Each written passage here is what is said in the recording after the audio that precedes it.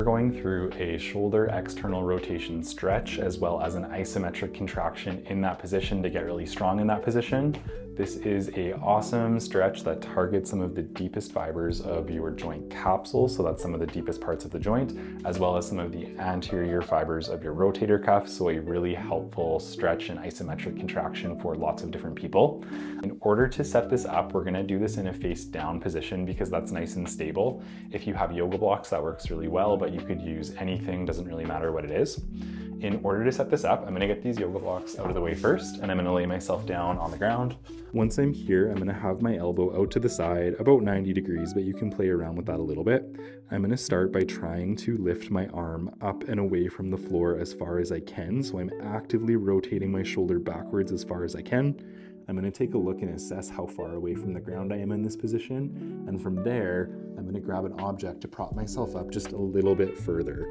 If you have any shoulder instability or if you have any history of dislocations or anything like that, this can be a really uncomfortable position. So take it slow, make sure this feels good for you, but we're going to spend, if you're stiff, around 2 minutes just hanging out passively in this position.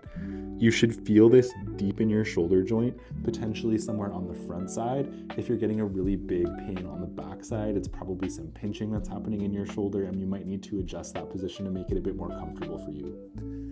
After I've spent about 2 minutes stretching this position out, I'm going to now do my isometric contraction here.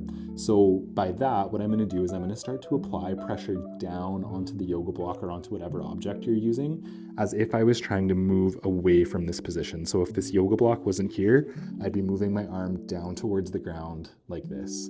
If you are someone who's hypermobile or has a ton of mobility back into this range of motion, you can skip the stretch and just start here.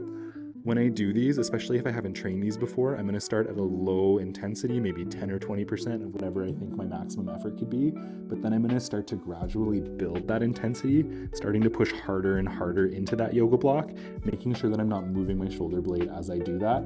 If anything, I want my shoulder blade to push down towards the ground. Length of contraction is pretty specific to your goals, so if you're going at a really high intensity, a shorter contraction might be better, but if we're sticking pretty low, you might need to hold this for a little bit longer, maybe like 30 to 40 seconds. A quick time-saving tip, if you want to do both shoulders at the same time, you can as well. You just need 2 objects to work with. So I would set up in the exact same position, but this time with both of my elbows out to 90 degrees.